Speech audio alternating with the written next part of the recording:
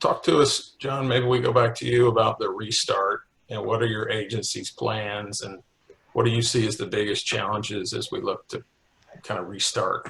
Sure. I mean, on one hand, we economic development continued through this whole process. Half of the economy continued to function, prosper, logistics, warehousing, manufacturing, construction. We're probably have about 1.5 million advanced site selection going on right now, with some decisions for most of it over the next 2 weeks.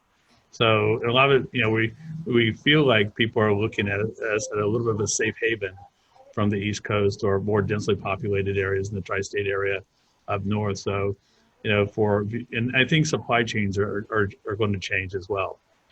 If you look at the PPE supply chain for healthcare, there's already a recognition that you're going to have to localize it. If you can localize the production, and have 6 months of warehousing or supply on hand, that's going to be the new norm. And so that's really been a huge pivot. So we've seen a real uptick in medical device, PPE manufacturing, and other large warehousing concerns looking at the West Coast to service both the Tampa and the Miami markets.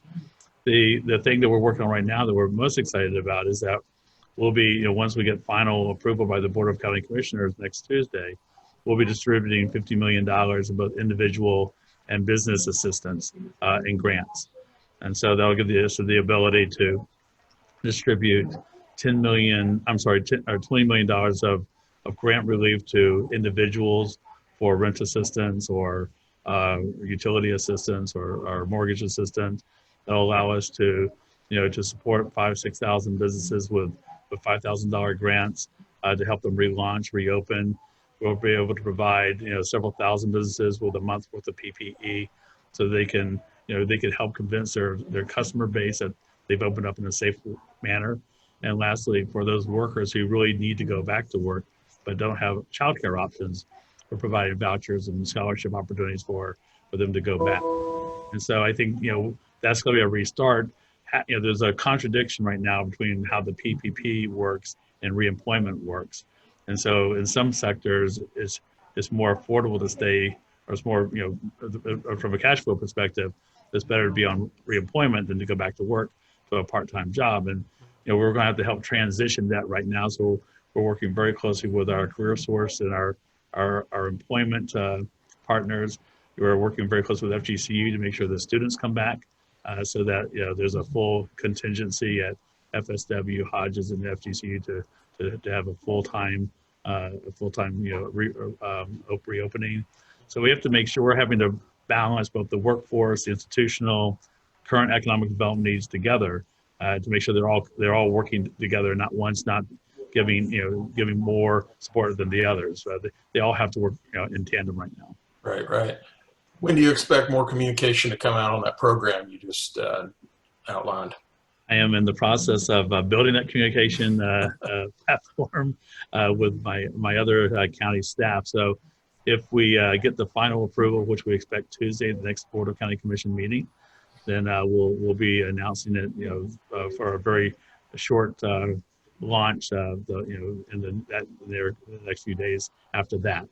And so we're building call centers for all three initiatives. We're building new portal capacity for all three initiatives, and distribution mechanisms. So we hope it'll go fairly smoothly. We know that every program that's been launched at any level of government has had problems, and we know we'll have problems as well. But we're trying to operationalize this the best we can right now. Well, thank you for doing that. I know it's going to benefit a lot of people, but it'll make a difference in our community. So appreciate your work there.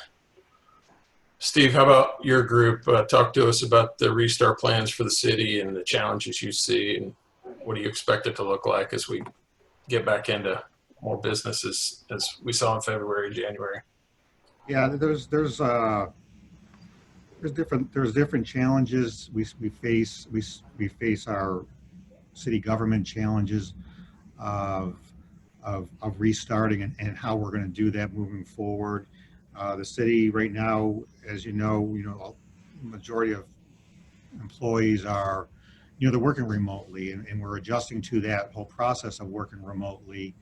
And we're learning that, well, there was a lot of concern and hesitancy over the remote working. We're finding that it works very well, and we think that's something that we're going to look at in the future to possibly continue with certain positions, departments in the city, because it's actually very efficient to do that in some respects. And so it's really opening our eyes to a lot of new ways of doing business that we haven't really looked at previously in the past, and start to think about different ways of doing things that it helps the employee, it helps the city, it helps us provide our services, it helps the customer.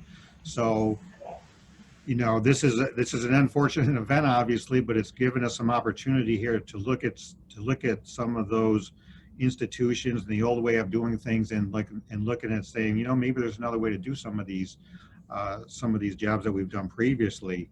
John mentioned the assistance program and the challenges with that. We've implemented an assistance program here at the city as well, to help with small businesses and low-income rental assistance. And we were overwhelmed with the response we received to those programs, the need and the demand that is in the community for that assistance was just, it overwhelmed our system. It crashed our system literally in a day.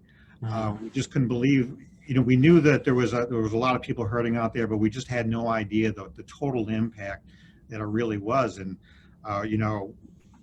the funding we have available it's really a drop in the bucket of compared to what the need is, but we're doing what we can. And we've been working with the county. They're taking on a lot of those applications that we're not able to assist. They're helping us. So it really brought to light that the demand and the need that is out there, and then really the number of people that are hurting. And this is something that's depending on the job, the industry that you work in, it's going to be a long time recovery for some individuals. Some will come back quicker, but others it's going to take a lot longer, and there's going to be a need for long-term assistance and for a lot of the individuals out there. So that's going to be a huge challenge that the city, the county, all local governments are going to be faced with. Absolutely. Yeah, I appreciate your work there. And it is inspiring to see how at all levels groups are adapting to what needs to be done.